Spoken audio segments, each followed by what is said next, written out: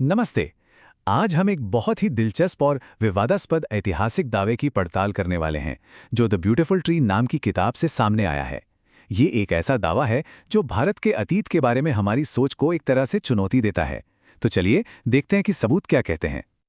कहानी की शुरुआत होती है 1931 में लंदन से और महात्मा गांधी के इस बयान से। सुंदर पेड़, ये उनका तरीका था भारत की अपनी स्वदेशी शिक्षा प्रणाली के बारे में बात करने का। और उनका दावा बड़ा सीधा था कि इस पेड़ को ब्रिटिश राज में जानबूझकर नष्ट कर दिया गया। गांधी जी का ये बयान royal institute of international affairs में दिया गया था और ये कोई मामूली बात नहीं थी। ये सिर्फ एक असहमति नहीं थी, बल्कि ये उस बुनियाद पर सीधा हमला था जिस पर ब्रिटिश साम्राज्य ने अपने शासन को सही ठहराया था कि वो भारत को सभ्य बनाने आए थे। तो सवाल ये खड़ा होता है, क्या गांधी जी सही थे? क्या सच में भारत में एक फलता फूलता शिक्षा का सिस्टम था जिसे तबाह कर दिया गया? यही वो सवाल है जिसके इर्द गिर्द ये पूरी किताब घूमती है, जो गांधी के दावे और सर फिलिप हार्टोग जैसे ब्रिटिश अधिकारियों के खंडन के बीच की सच्चाई को खोजने की कोशिश करती है। अब यहीं से कहानी और दिलचस्प हो जाती है। गांधी जी के दावे को साबित करने वाले सबूत आते कहां से हैं? किसी क्रांतिकारी के दस्तावेजों से नहीं, बल्कि खुद ब्रिटिश प्रशासकों के बनाए हुए डिटेल्ड सर्वे और रिकॉर्ड्स से। चलिए एक इलाके से शुरू करते हैं, पंजाब। ब्रिटिश रिकॉर्ड्स के हिसाब से जब उन्होंने पंजाब पर कब्जा किया तो वहां के स्कूलों में कम से कम 3,30,000 छात्र थे। सोचिए, ये सिर्फ एक प्रांत की बात हो रही है। इससे हमें उस पैमाने का अंदाजा लगता है जिसके बारे में हम बात कर रहे हैं। और ये कहानी सिर्फ पंजाब तक ही सीमित नहीं थी। दक्षिण में गवर्नर सर थॉमस मुनरो को मद्रास प्रेसिडेंसी में 11,000 से ज्यादा स्कूल मिले। पूरब में विलियम एडम ने बंगाल और बिहार में करीब 1,00,000 स्कूलों का अनुमान लगाया। ये कोई इक्का दुक्का मिसालें नहीं थीं। ये सबूत थे एक ऐसे नेटवर्क के जो पूरे उपमहाद्वीप में फैला हुआ था। ठीक है, तो स्कूल तो बहुत थे, लेकिन एक बड़ा सवाल ये उठता है कि इन स्कूलों में पढ़ कौन रहा था? क्या ये शिक्षा सिर्फ कुछ गिने चुने लोगों के लिए थी? चलिए देखते हैं कि रिकॉर्ड क्या बताते हैं।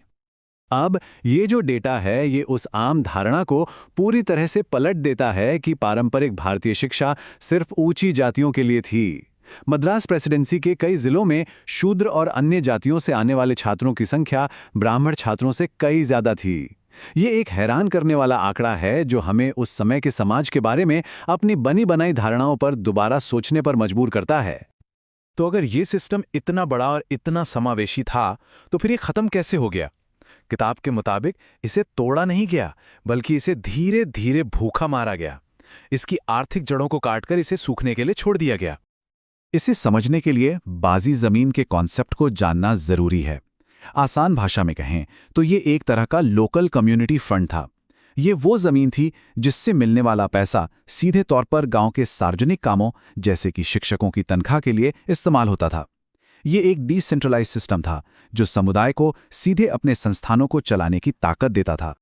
तो ये पतन हुआ कैसे? ये एक सोची समझी प्रक्रिया लगती है। पहले एक आत्मनिर्भर लोकल सिस्टम था जो जमीन के अनुदान से चलता था। फिर ब्रिटिश प्रशासन आया और उसने सारा रेवेन्यू अपने कंट्रोल में ले लिया, यानी पैसे का वो लोकल सोर्स ही काट दिया।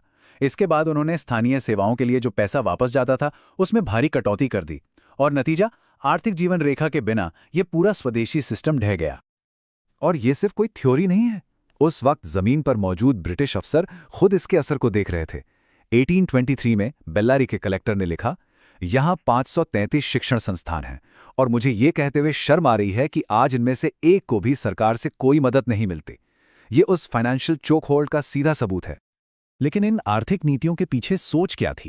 किताब के अनुसार ये सिर्फ कोई प्रशासनिक बदलाव नहीं था। इसके पीछे एक गहरी औपनिवेशिक मानसिकता काम कर रही थी जो भारतीय संस्थानों को स्वाभाविक रूप से कमतर मानती थी।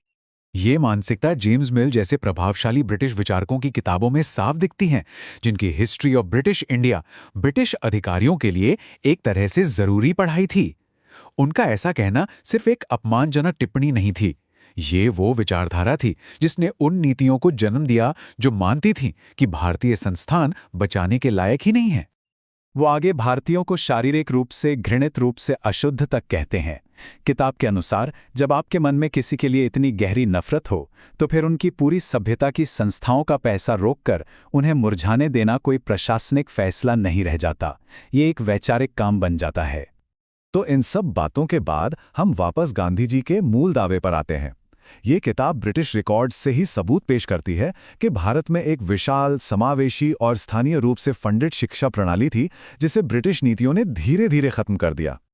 ये हमें एक बहुत ही ज़रूरी सवाल पर लाता है। अगर ये सिस्टम सच में नष्ट हो गया, तो असल में खोया क्या? क्या ये सिर्फ साक्षरता दरगाह गिरना था, या कुछ और भी था जो हमने हमेशा के लिए खो दिया? और किताब का अंतिम निष्कर्ष यही है, जो खोया वो सिर्फ स्कूल और साक्षरता के आंकड़े नहीं थे, बल्कि वो सामाजिक और सांस्कृतिक ताना बाना था जो इन संस्थानों को समुदाय से जोड़ता था। ये एक ऐसा नुकसान था जिसका असर आज भी महसूस किया जाता है, और ये हमें ये सोचने पर मजबूर करता है कि कोई भी राष्ट्र अपनी जड़ों से कट जाने पर असल में क्या खोता है।